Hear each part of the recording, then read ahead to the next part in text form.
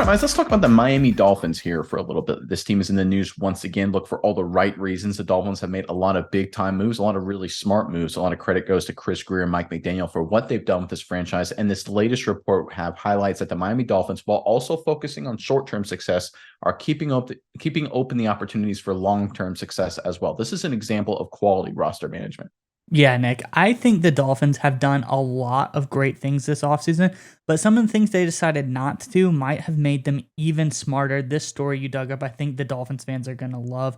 But Dolphins fans, we know there is a bevy of superstar talent on this team. Obviously, through your receivers, the quarterback, and on the defensive side of the ball, tons of superstars in history. But what we want to talk about today is not the superstars, but instead the grinders, the lunch pail kind of guys, the hardworking, average Joe players who were the lifeblood of the Dolphins, who didn't get the recognition they deserved. Let us know someone who is described perfectly by that in the comment section below. An underappreciated average Joe who just wasn't the superstar that everyone looked at. Let us know in the comment section below. But Nick, let's get on into it. What is the latest move in the Dolphins that has them looking so smart? Yeah, Miles, if you want to go ahead and throw up the report, let's get into it. Then we'll talk about a little bit more of why it's a really great move by Chris Greer and company. And this is from Clutch Sports, or Clutch Points, excuse me. All right, from the report. For the last couple of weeks, Miami Dolphins fans have been eagerly awaiting the tweet announcing Dalvin Cook's decisions to sign with them. After the star running back's release from the Minnesota Vikings, Cook was linked primarily to Miami.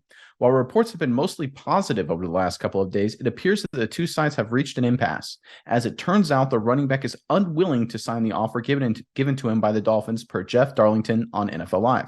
Update: Dalvin Cook's not willing to accept the current contract offer from the hashtag Dolphins per @JeffDarlington. Okay, so that's obviously a tweet there. The Dolphins still have a contract offer on the table for Cook, but he's hesitant to commit to their current proposal. Cook was released by the Vikings earlier this offseason, but it wasn't due to a decline in his production. Rather, Minnesota was simply unwilling to pay the price for the running back's production, a common theme amongst running backs this offseason. Cook immediately became the hottest commodity on the market, with teams like the Dolphins and the New England Patriots, also the New York Jets, pursuing him. All right, Miles, I think this is an outstanding job at Chris Greer and company for giving him an offer that maybe was a little bit of a low ball. Maybe had Dalvin Cook didn't like it, didn't live up to his expectations.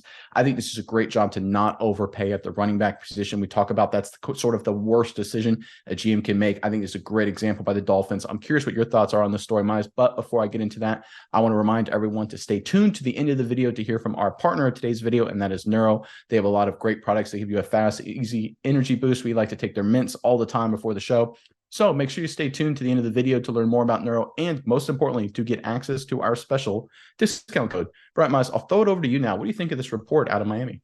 Yeah, Nick, I think it's really, really smart because we see over the last 2 years, the Dolphins really went into almost a win now mode with Tua on the deal that he is on. You see, they get the additions of guys like Tyreek Hill. They bring in the Jalen Ramseys. They get the Chubbs. They have all of the great guys.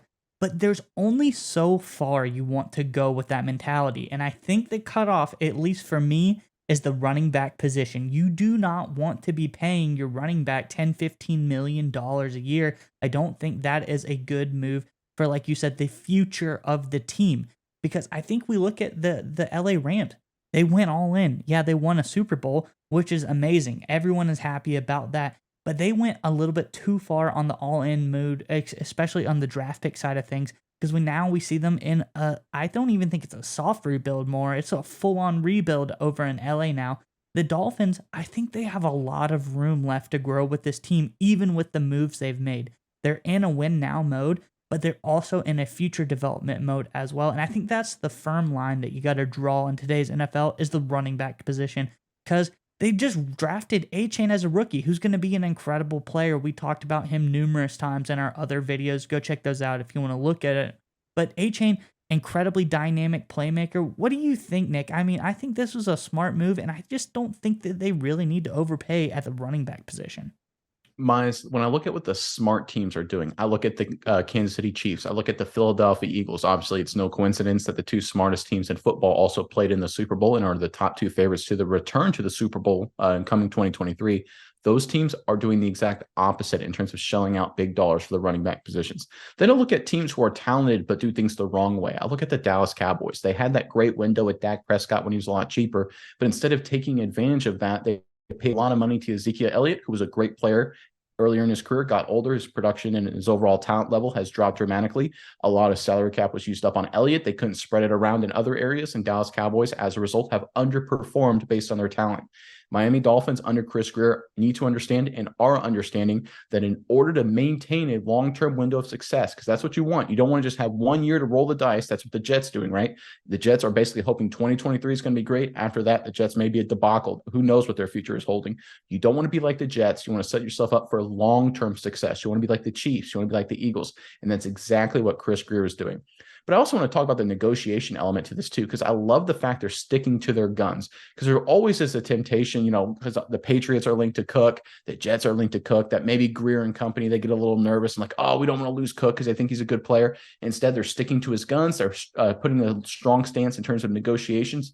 That's what smart investors do. That's what smart businessmen do. That's exactly what Chris Grier is doing here, Miles. I really think this is a great job by the Dolphins front office. Yeah, Nick. And my final point on this is that I think no matter what happens with Cook, the Dolphins are going to feel good because either they get him on a bargain price or he's going to get overpaid by somebody else.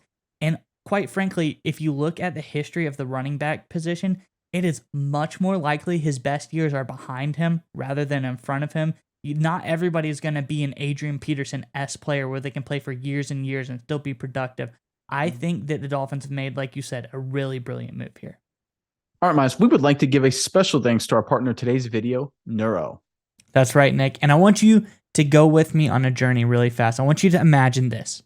It's 4th and goal in the big game, Nick. Your team is relying on you to make the big-time game-winning play. I know you've been in this situation before, Nick. The stadium is roaring. The clock is ticking. The game is on the line. But if only in that moment you were able to have some Neuro Gum.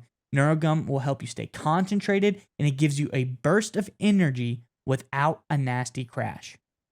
That's right, Miles. Neuro has thoughtfully curated ingredients and does endless lab testing, which means that you can reach the right state of mind safely and consistently. That's the most important part. It gives you a clean burst of energy and focus without the jitters of coffee or any of those other energy drinks. That's right, Nick. And if you click our sponsor link in the description below, you can enjoy energy, calm, and focus whenever you need it.